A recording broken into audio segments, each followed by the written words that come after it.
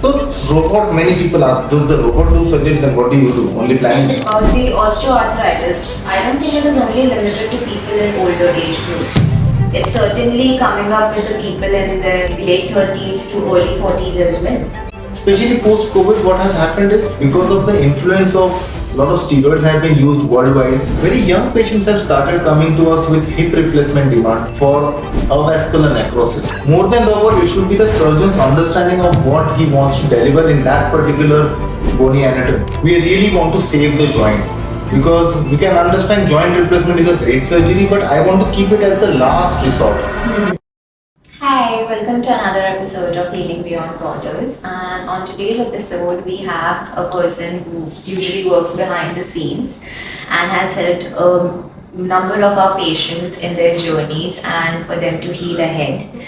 And we have one of the most talented surgeons in Mumbai. He's one of the most top orthopedic surgeons who started out as a spine surgeon and went on to become a leading joint and athletic centered sports medicine doctor as well. So we have Dr. Girish Bhalerao with us today, and let's get to his story, how he has taken up the cases and how he has worked past them, and we'll get to his story. Hi sir, welcome to the podcast. Thank you for such a lovely introduction. So sir, yes, let's get to your story. So we would all want to know, how did you start off your career in medicine? What made you interested in it?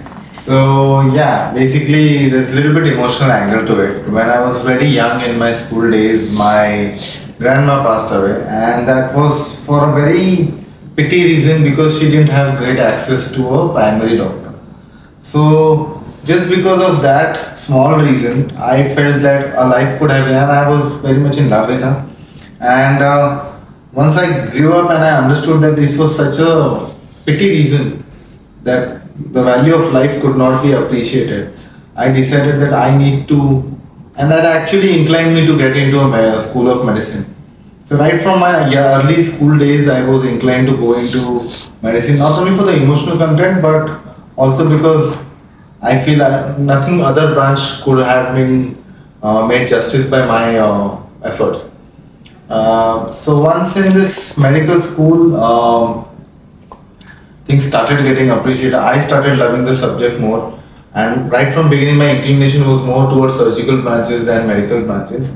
And as the days passed, I got more inclined towards musculoskeletal system, and hence I became an orthopedic surgeon.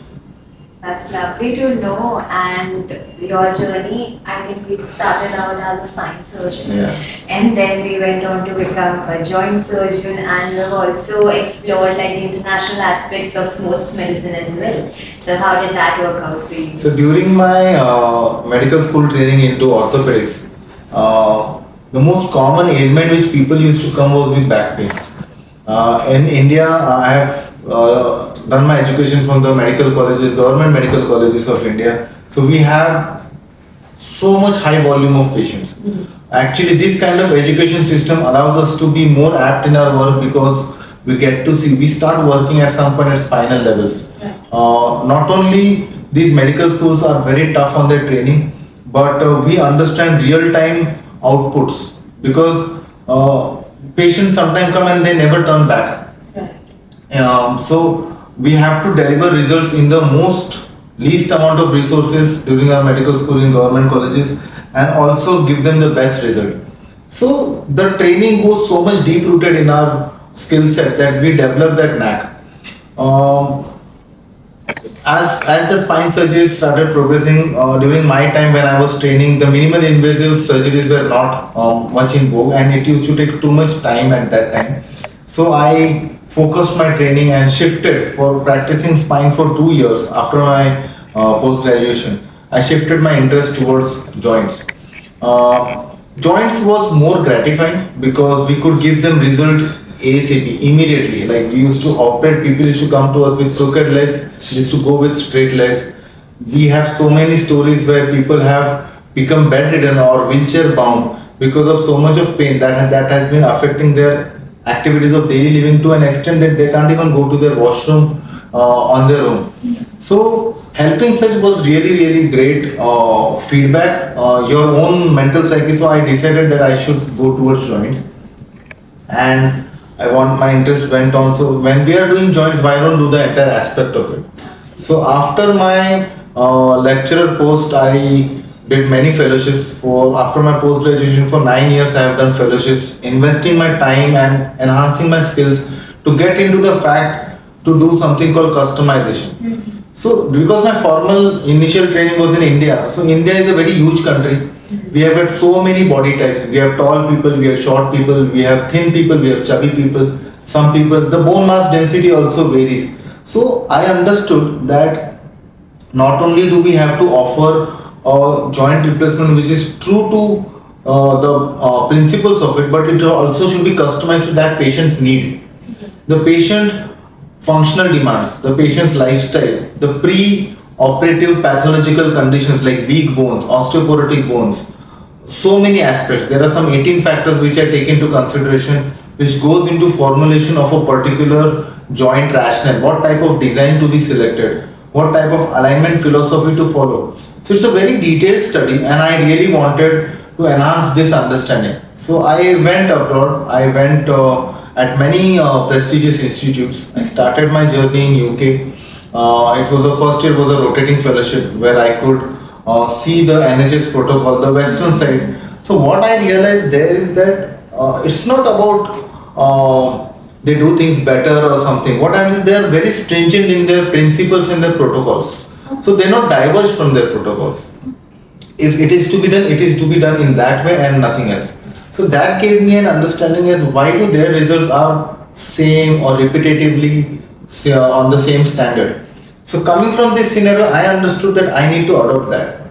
So my journey progressed further. I went to Glasgow, Scotland at Golden Jubilee Hospital, where I was lucky to develop minimal access invasive surgery. So I understood the virtue of being minimal invasive.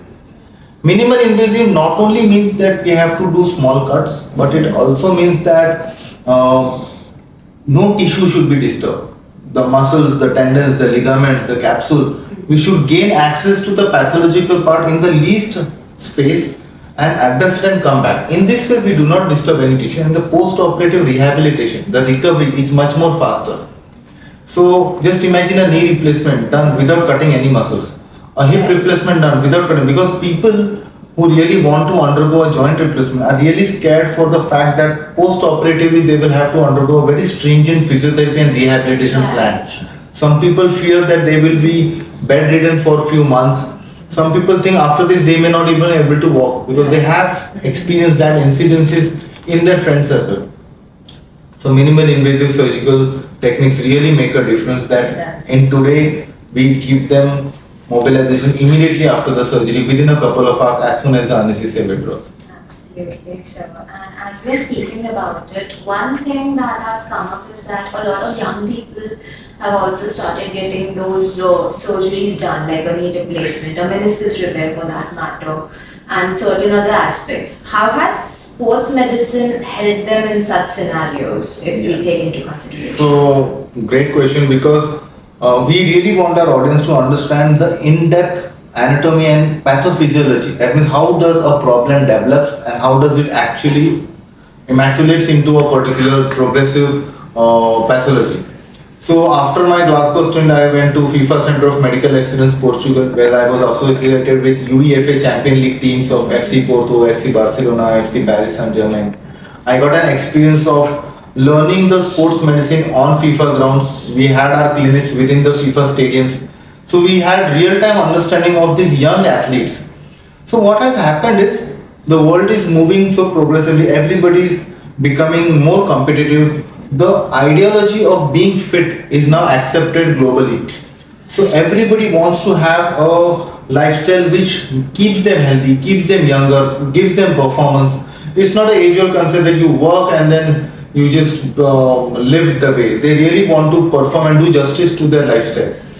In that bargain, many people are indulging into sports. Even if they are not playing a state level or a national level sport, they want to be those fitness enthusiasts who wants to do a lot of running. Especially globally when it comes summer. Summers are very beautiful abroad. So they want to do trekking, they want to enjoy hiking, they want to do paragliding, sailing. All these things require a very strong joint anatomy, which should be stable, which should offer you range, should offer you vigor and strength. So, but also the world is changing towards AI and so much of work from home situation. People are bound to their laptops and computer. So it's really a very mental situation where a person has to be psychologically sound to get that work life balance.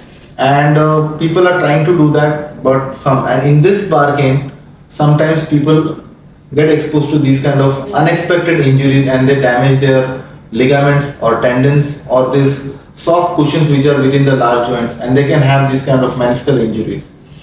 Especially post COVID, what has happened is because of the influence of a lot of steroids have been used worldwide, very young patients have started coming to us with hip replacement demand for avascular necrosis. So we can see very young individuals who are as young as 28 and 34 coming to us for both sided hip replacement, which sometimes is so much mentally taxing for their patient. They really don't understand at such a young age, how do I get access to this, how do I get operated, because some people are yet settling in their life, sometimes financial issues, sometimes the psychological issues. It's really an emotional journey.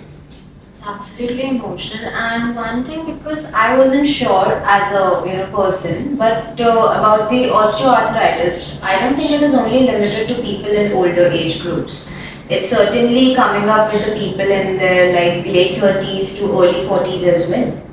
So what was that? When I was in medical school, we used to be always taught ki, okay, beyond 55, 60, you should think about a joint replacement and try to find some other measures and all.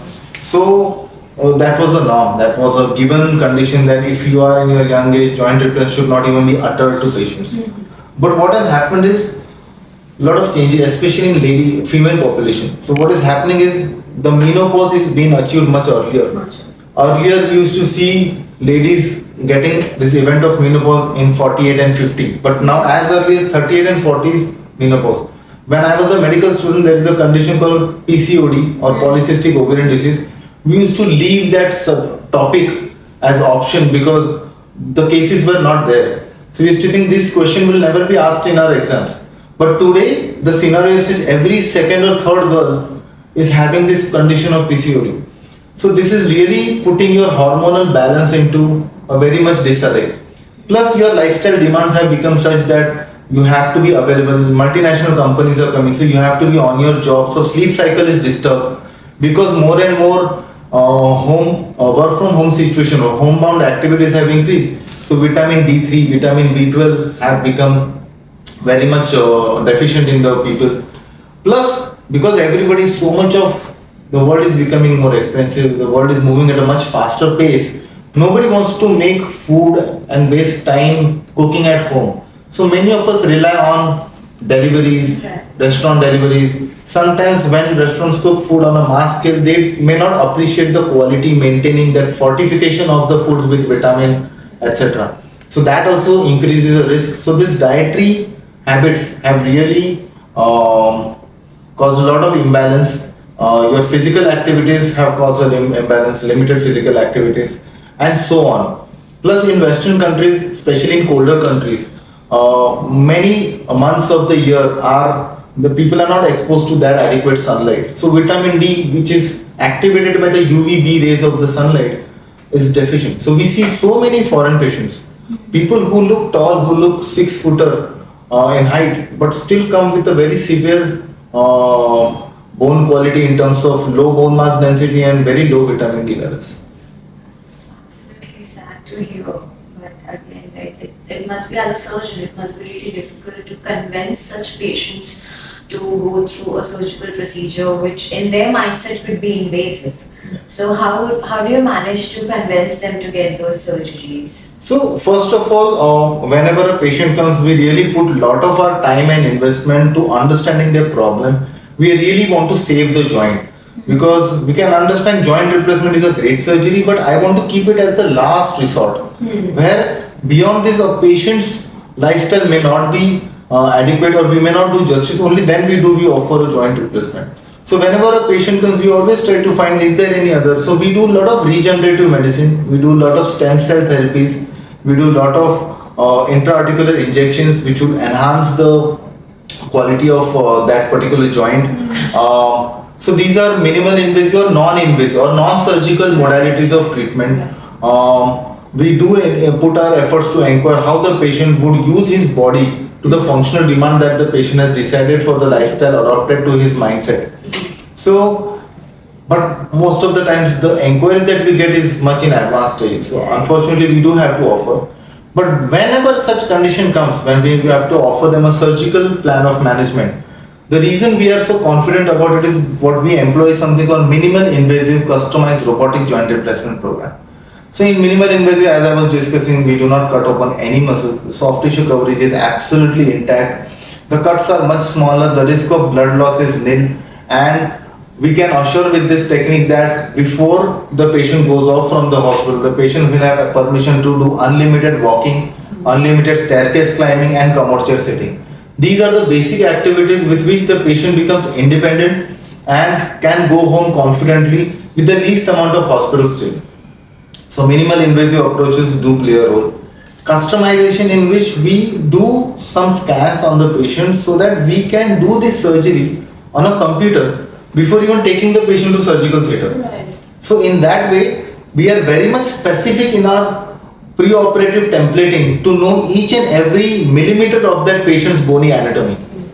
With this, we know which type of implant, which positioning of the implant, how to balance. Because I also come from a sports medicine background, I know that the successful stories are the one which will have a better balanced joint.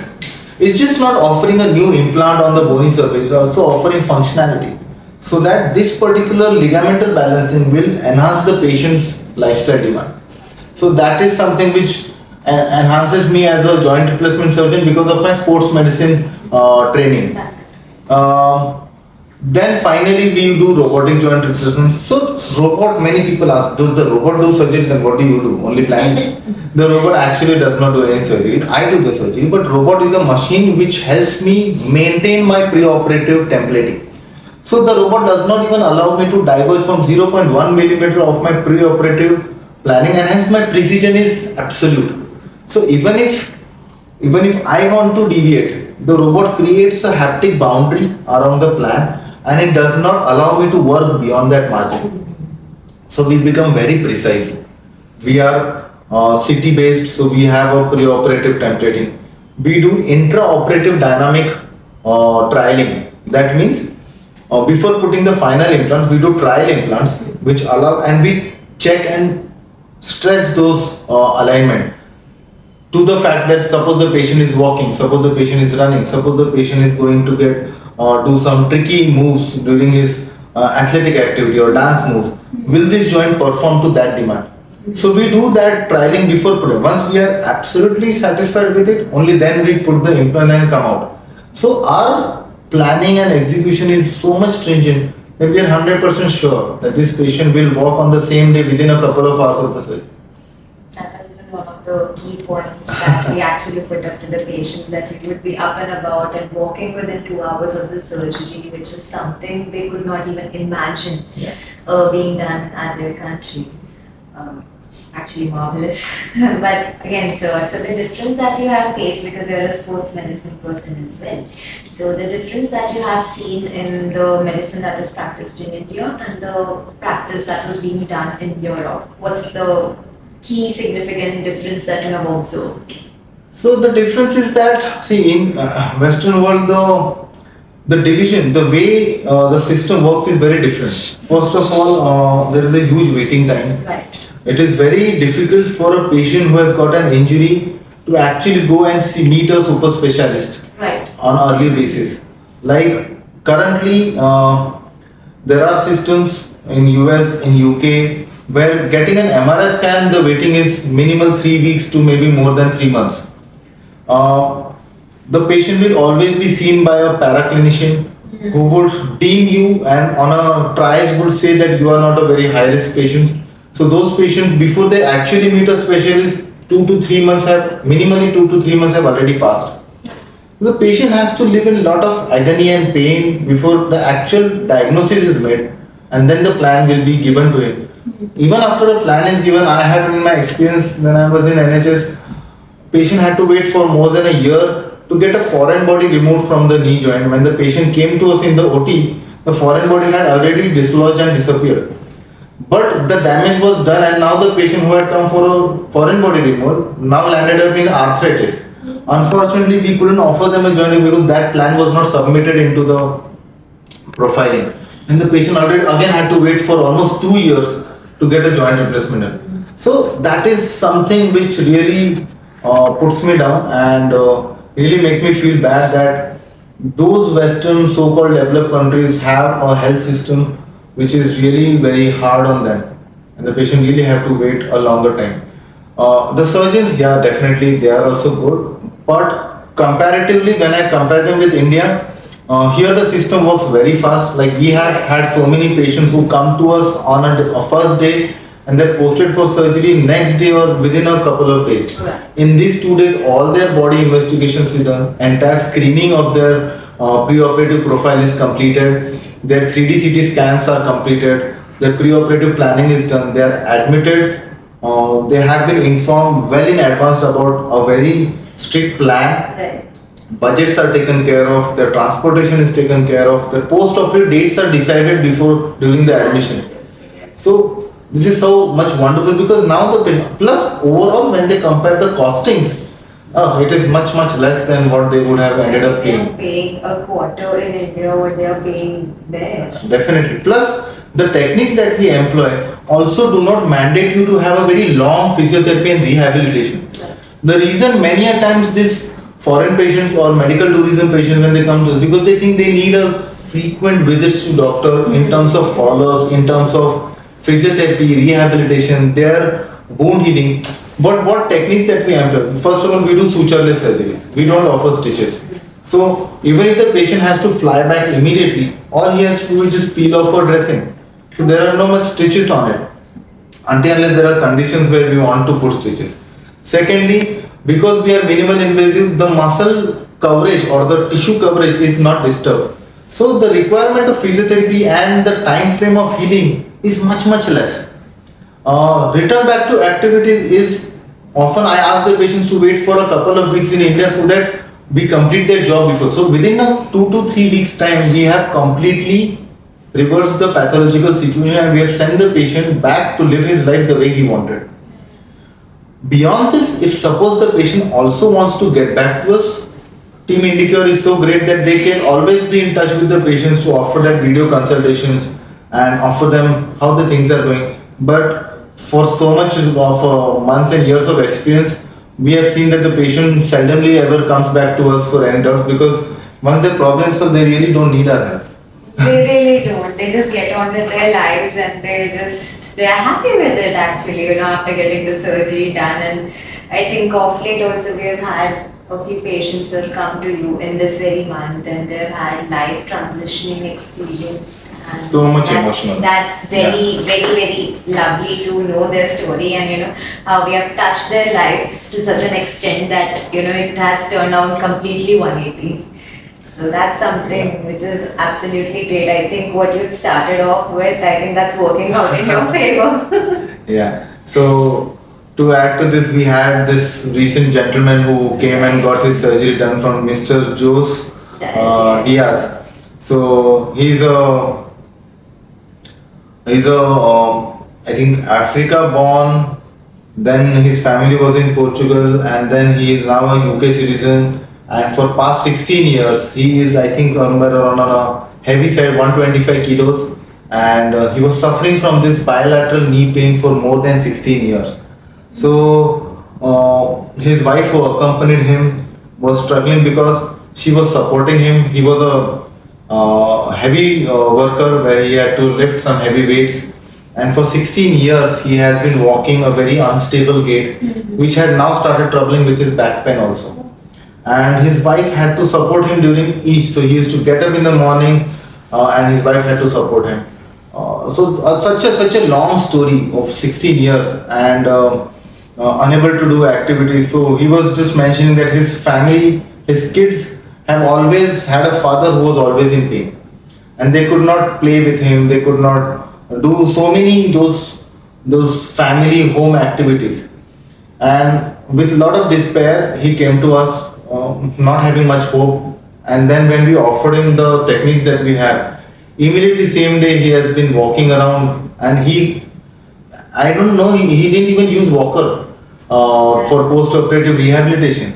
And it's not been complete 2 weeks, and he has already flew back to his home with a lot of confidence. He's walking straight, he's standing straight, his back pain is completely gone, and he's become taller. How? Because walking with crooked legs Right. actually made him to walk with forward stoop, and now that he is walking straight, he feels taller than most of the people around him.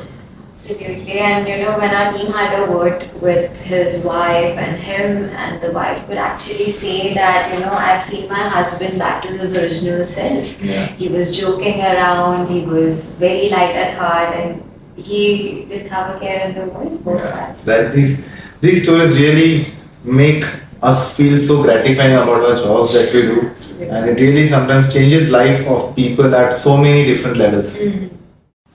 So as you were speaking, so there's another thing that has come up into the market, which is arthrosumid injections. So can we have a little Yeah. word on that? So arthrosumid is relatively a new product in the market. So what they claim is an injectable implant, they call it. So it's basically a very high density cyanoacrylate gel, which has got a good hydrogel component to it. So what they say is that once it is injected into the joint, it forms like a balloon or a cushion, which does not allow the arthritic bones to rub onto each other and gives relief of pain. So and they say that the gel will stay within the body for at least 1 year, or it can go for 1 to 3 years also. But 1 year is what they are saying it will stay. In this 1 year, if the patient gets adjusted to the arthritis, maybe with physiotherapy, maybe with some other bone density enhancing drugs, they will be able to work with their life. And even if the gel deflates or the balloon deflates within itself, they would be used to this thing. But real time speaking, as I told you, a joint arthritis is not something only related to the bad cartilage. It also is related to the biomechanical axis. So by evolutionary cycle, human body is created or evolving itself into a fact that the hip joint, knee joint and the ankle joint, they all should fall in the straight line. But real time speaking, this ideal anatomy does not exist, or even if it exists in less than 3% population of the entire world. So what would happen? So when we offer our alignment principles as such, we are not chasing an ideal alignment, because that ideal alignment may not be ideal for all the patients. So what we are offering is something called to re-establish your pre-arthritic natural alignment, so that the patient should feel the joint to be more natural, more as per their usage.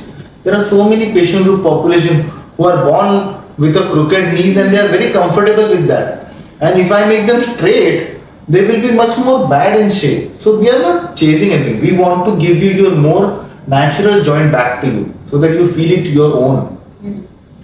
Arthrosumid is catching up very fastly, especially in the Western world, especially in Canada, US, Europe. Unfortunately, it's yet not available in India, but they are going to come soon. What I would say that arthrosumid can be utilized by those patients who are in their advanced stage of arthritis and are yet not ready for surgery. Why are these patients not ready for the surgery? Either they are psychologically not ready to undertake this kind of surgical exposition, or they want to postpone it for whatever other reasons.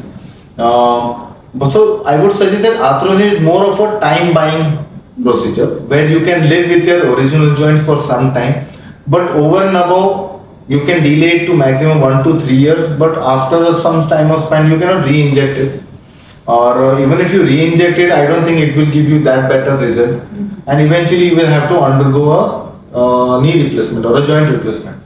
The reason it is taking up so much widely in Western world is because in those countries joint replacement would cost twice the arthrosumid injection cost. So they think that from that perspective, that if I have to undergo surgery, suppose a surgery in US, a knee replacement would be offered at somewhere around 8,000 to 10,000 US dollars.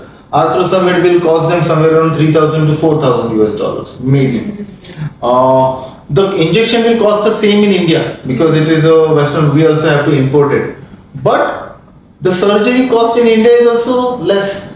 Right. So it is not going to an extent of, and in that extent we would replace both your knees. So if you want to do a financial comparison versus that, so I think if people come to know that in India joint replacement is much more cheaper than an arthrosomid injection which is being offered in their country, people have opted for joint replacement rather than waiting for an injection. So everything has got its pros and cons, but I feel every procedure should be optimized to that particular patient and customized to their demand. That would, because arthrosomid will not recorrect your biomechanical axis. It will not take away the compensatory pains which has been offered by your lower back. For example, when there is an arthritic patient, they walk in a wobbly gait or load shifting gait, their lower back is offering compensation.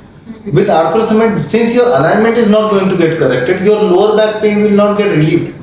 So if the patient undergoes a joint recorrecting their biomechanical axis, when they start walking straighter, their lower back pain automatically gets resolved. So these secondary benefits is not what arthrosomid injection gives, but it is still, there are a lot of takers. The reason is best known to them. Somebody wants to buy time, somebody is not ready for surgery, somebody thinks it's a more cheaper option, and so on. But real time it has to be adjusted as per the patient's demand.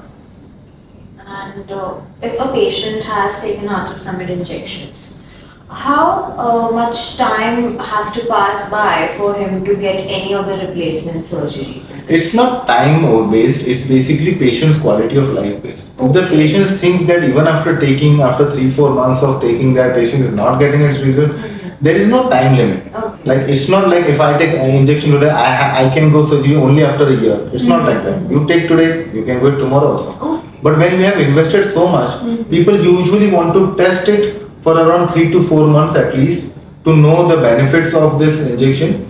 Many people have shown positive results also. Many people have not so happy results also. So it's really the patient's lifestyle demand which would mandate it. And arthrosomid, I'm not just talking about a particular company or a particular, we don't want to take name of any company or so. We're just talking about the technology. We are trying to talk about the merits and demerits of this kind of technology which is coming up. Absolutely. And so how has, coming to the replacement part of the orthopedic aspect, so coming to the robots that we are using into this field, so can you speak a little about that? So in India we are blessed with a lot of multinational companies pouring their products because there's so much of more population, there's so much of business opportunity from a multinational company point of view. In turn, what we are blessed is that in our country, as of now, there are 8 robots which are available. Every robot has some merits, demerits, or some pros and cons.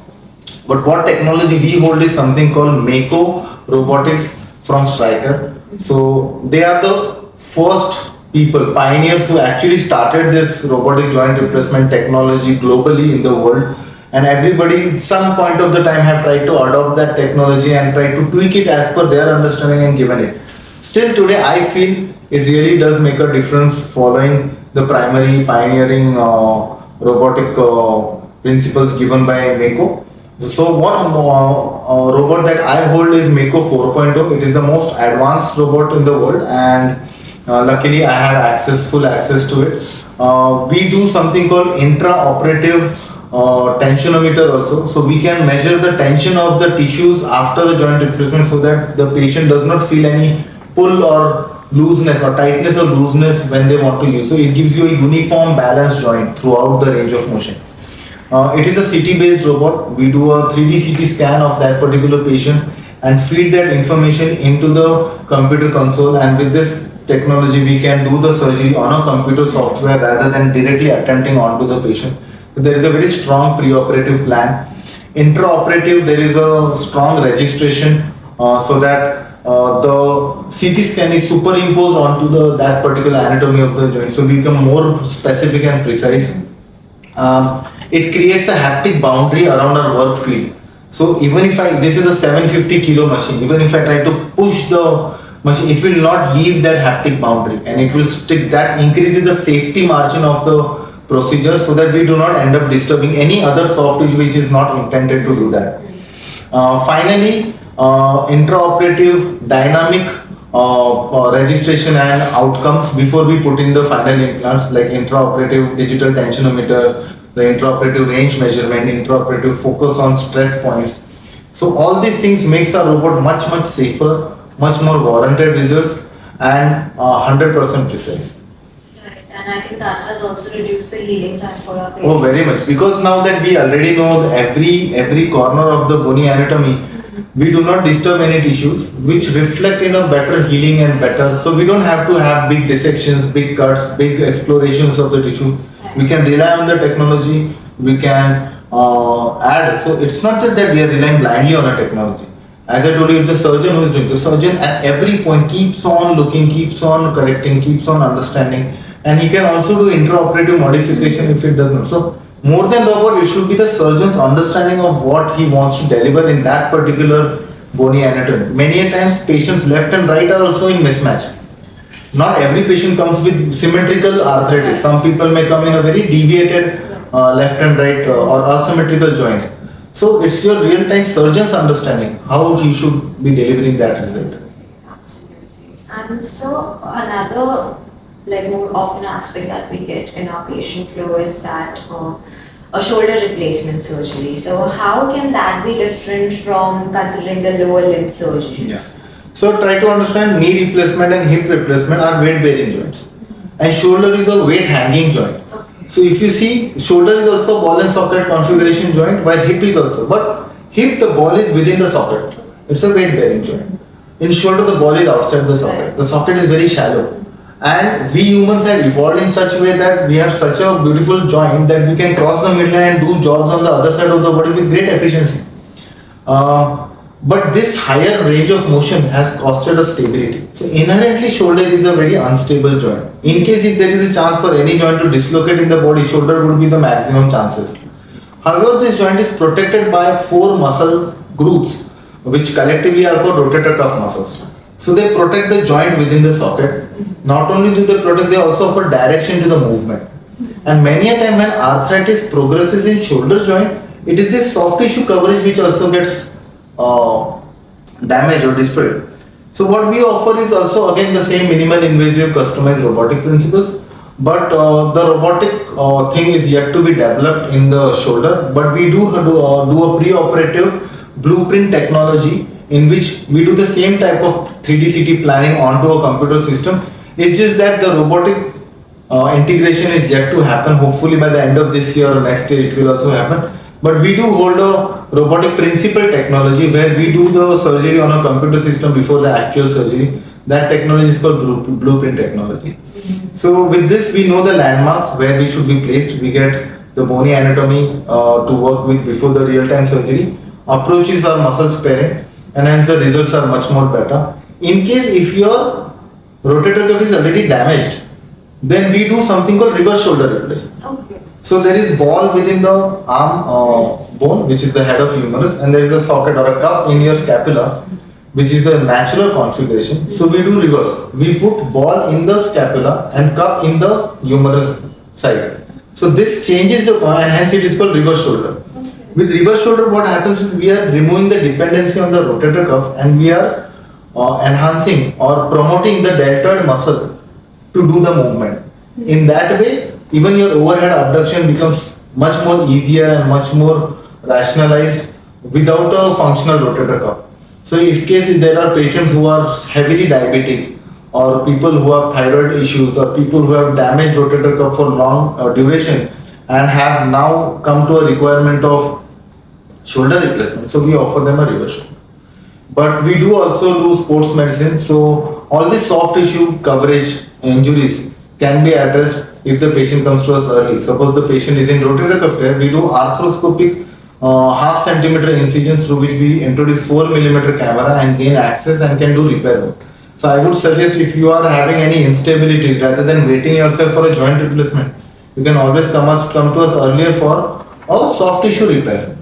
That is also a great concept which comes under the topic of sports medicine. Okay, so I think that would be a little less invasive than what we are. It is highly minimal invasive because our instrumentation, we are equipped with the most advanced logistics in that. We have 4 millimeter cameras, we have 2 millimeter cameras, We can do meniscus repair. Like every major joint will have a cushion-like structure within it.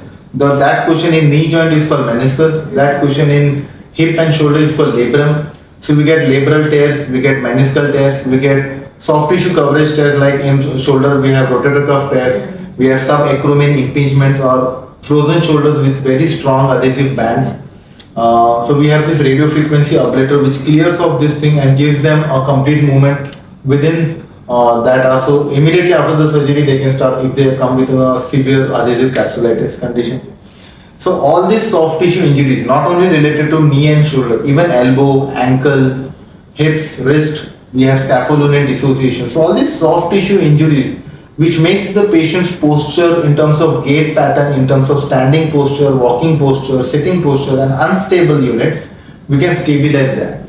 This is much more important because usually these injuries are missed in early life. And that's come to your question when you say why early people are, because people ignore these joint issues when they are in their 30s and their 40s, and eventually it progresses to an arthritic stage. Right. So I think it would be better like if they take care of it at the early stages and early intervention if possible. So that would be absolutely very invasive for them. Stitch in time saves 9. It holds true. No, absolutely. And also there's one more thing that we actually would like to address here. So there's this thing with ankle replacement and ankle fusion. So maybe know the difference between the two and how it is done.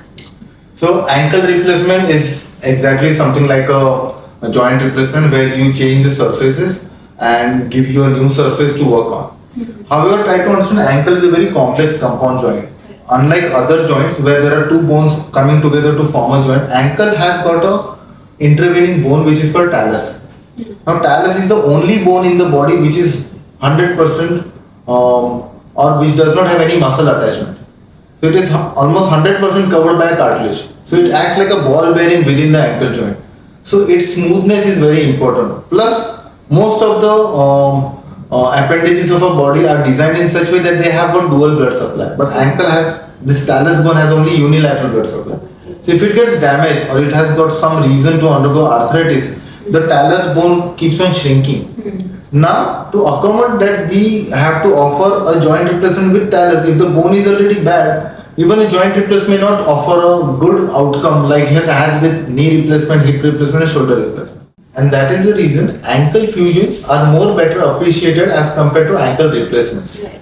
So ankle fusions are a procedure where you fix your ankle in a functional position so that it does not offer range of motion but it gives you pain-free functional joints. So you will say where does the motion happen? The motion will happen between mid-foot, hind-foot junction or mid-foot, forefoot junction. It would be less in range as compared to the natural joint, but it will be a much more better appreciated for a patient who is living with pain for so much more years.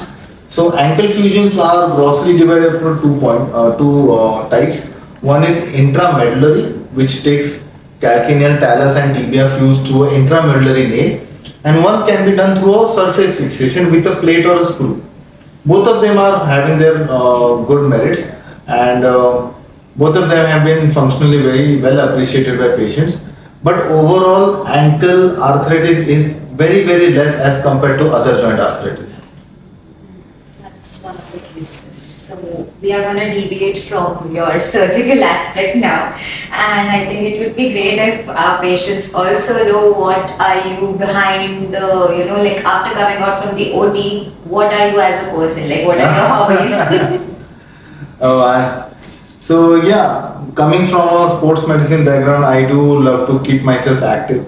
In my younger days, I used to play a lot of sports. In India, cricket is like a religion in our country. So I am a very avid cricket player. But when I started working in Europe and all for 6 years, I was out. So soccer also took a game, but I didn't play any particular position. It was more to explore the game.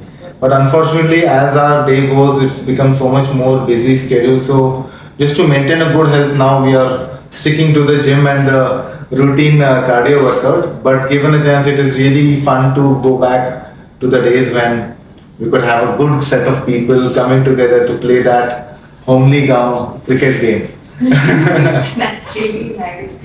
And I think I also want to know like what has influenced you up until your journey, like you've come so far in your orthopedic and joint replacement journey. So what has influenced you the most?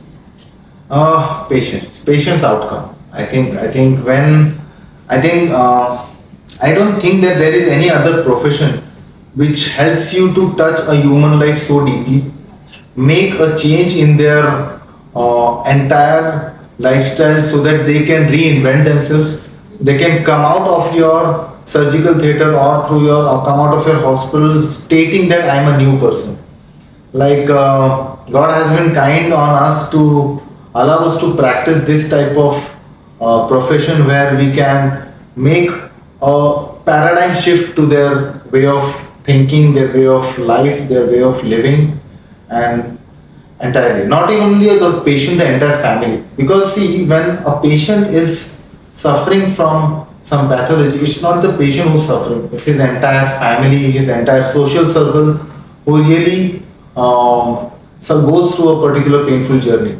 So I feel that I'm really very happy and grateful to Almighty that He has given us a skill set to make that change in a patient's life. That's a very grounded thing to say, sir, really. And so, would you have any advice for the medical students who are up and coming and the young generation who wants to pursue medicine? So I feel, first of all, whoever is willing to take medicine should really have a lot of patience within their heart, lot of love, empathy, and compassion to begin with. Many a times, doctors are seen as that part of society who's well dressed, who's has good because it's the training which gives him this type of behavior or attitude. But most of the people always look at the good rosy part. They always see ki, oh, is he well dressed? They are coming from a good financially secure background.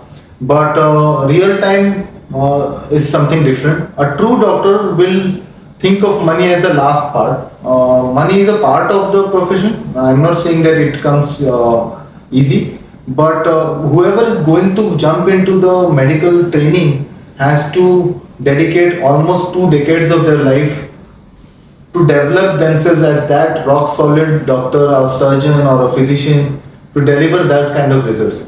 So if you are really looking forward, you have to go through the drill and you have to more than physically, mentally prepare yourself to endure through that amount of training, to endure that amount of practice, to deal with the emotions not only of the patient, sometimes your own self, and also the family behind you, your parents, your everybody who's your social circle is.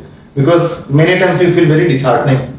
Everybody is moving further in their life, and you are stuck in a dingy room studying through books and going through research papers and trying to make a difference. But if you go through the entire drill, at the end of the day, I am really telling you, it's the gratitude and the feeling of